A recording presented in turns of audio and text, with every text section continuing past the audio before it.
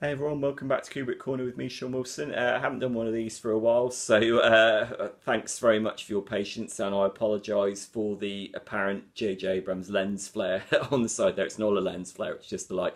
I hope everyone's well. Bouncing back with some more reviews between now and Christmas, because we're in a really, really interesting period for films at the moment. We've just gone through an extraordinary plethora of movies, and most of which I acknowledge I haven't covered. Some of which were really astonishing, like First Man and A Star Is Born. Others, like Venom, not so much. But we've also had the new Halloween movie that I really, really liked. I'll try and go back and do some retrospective reviews of those films because I really want to share my thoughts on them. We've also, now we're into November. If you're in the UK, you'll be well aware the clocks have gone back. We've just gone through Bonfire Night, and generally at this time of year, we tend to get some very, very interesting movie releases. And one of them that I was lucky enough to watch probably about 6-7 weeks ago now was Suspiria, Luca Guadagnino's remake of the Dario Argento 1977 Italian horror that was famously giallo horror, famously used colorized gels on the filmmaking to give it a very lurid operatic sense of sort of delirious fantasy, incredibly gory, incredibly over the top, had that very overwrought goblin soundtrack, even though the storyline itself was very, very thin. It was basically about a ballet school overrun with witches, and Jessica Harper is the the new incumbent who comes to realise that secret. Suspiria is, let's be honest, in its original form, a triumph of style over substance. But what style it is, it's one of the most influential horror films of all time. And now, unusually, Luca Guadagnino has come and remade. Luca Guadagnino being having most recently made Call Me by Your Name, the incredibly acclaimed romantic drama starring Timothy Chalamet and Armie Hammer from last year. He's also made the likes of A Bigger Splash and I Am Love. This would seem a very, very unusual choice of film for Guadagnino to make, but he's says that he's harboured an obsession with Argento's film since a young age, and he's always wanted to put his own stamp on it. And I think, to his credit, that is exactly what he's done. As soon as the word remake is kind of invoked, you think of it almost as a kind of dirty word. You think, oh no, what are they possibly going to do to the classic original property? I mean, it's entirely to Guadagnino's credit that his Suspiria is very, very different from Argento's movie, and that's a good thing. I'm not saying that's a bad thing. I hate remakes that come out and that really just repackage the same material but just in a slightly glossier format. You think of David Fincher's Girl with the Dragon Tattoo remake, which was utterly pointless. It added that James Bondian style opening credit sequence, and it looked slicker, it looked more expensive, but it didn't really do anything to iron out the problems with the stories. This, the new Suspiria remake, is demonstrably a Luca Guadagnino movie, with the sort of pluses and minuses that kind of implies. The basic storyline is the same in as much as there is a ballet school, there is sort of coven of witches in it. This time, Dakota Johnson is the new ballet dancer who comes in, but the way the storyline plays out and the way the storyline is structured is actually different. For the starters, it's set in 1977 in Germany, which was, as I've said, the year that the original Suspiria came out, and that was, Guadagnino says, that was a very, very important distinction to make in this. They're setting it in the year that the original Suspiria came out.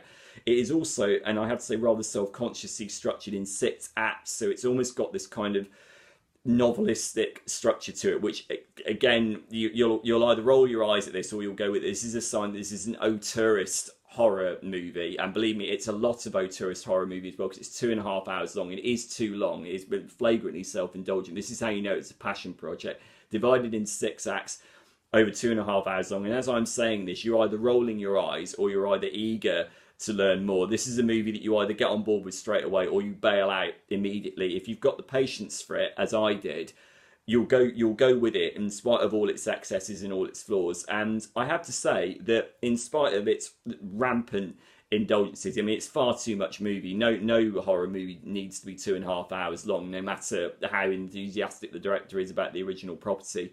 The movie does carve out its own identity from the original Suspiria, which is no mean feat, because the original Suspiria is one of the most distinctive and chilling horror films of all time. So credit to the director and the filmmakers for actually making this new one different. I think the main thing to stress is that the visual aesthetic of this new Suspiria is very, very different. As I've said, the original Suspiria used colorized gels on the camera lens to give it this incredible sort of primary coloured, nightmarish, almost migraine-inducing aesthetic. This new film sees Guadagnino reunite with the cinematographer on Call Me by Your Name, and it's got an impressively kind of grainy aesthetic to it. It looks like a film that could have come from the 1970s, but if basically the aesthetic of it is, if the original Suspiria was kind of like an operatic explosion, it has a kind of constricting, increasingly claustrophobic feel to it. Whereas in the original Suspiria, you got these cathartic explosions of violence. This one kind of almost makes you recoil in on yourself and actually makes you feel quite uncomfortable on a psychological level. And it does this relentlessly over the course of 2.5 hours. That said, when it wants to be nasty, this one is very, very nasty. It's rated an 18 in the UK, and for very good reason. There is one particular sequence which, in the advanced screening that I saw it in several weeks ago, people were audibly going ew like that, and I was doing the same thing. I thought, wow, well, credit to Luca Guadagnino for actually doing something that I hadn't actually seen in a horror movie before. I mean, any horror movie now that can repel and surprise you is clearly doing a very, very good job, and this new Suspiria movie does that. I think the performances are great. Dakota Johnson is clearly modelled on Sissy Spacek from Carrie. She's got the long auburn hair, but she's got this really impressive physicality in the dance sequences, which are very, very well done. They're very aggressive, they're very edgy, and indeed the dancing plays more of a role in this one as it goes on, and it almost plays out like a sort of dance art piece the longer the film goes on. You've got Tilda Swinton as the apparently maternal leader of the dance academy, who harbours all kinds of secrets, and then you've got another role, an old man who gets his own credit in the movie, who also plays a significant role. He's a kind of psychiatrist. At the beginning, he's talking to Chloe Grace Moretz's character, who's run away from the dance academy, and he gets his own credit in the movie. I won't spoil what the nature of that role is. I mean, I imagine people who've read into this film probably already know that already, but I won't go any further into that. Suffice it to say that it plays into the movie's ideas of transformation and of gender overlap. I mean, this is very much a film from the modern day, the idea that sexuality and identity become increasingly kind of blurred and complicated, and it does become increasingly explosively gruesome as the film goes on. So, and then draped over everything, you've got this score by Tom York that does literally sound like something from OK Computer. It's got this kind of dreamy, like atmospheric, like noodling quality in the background.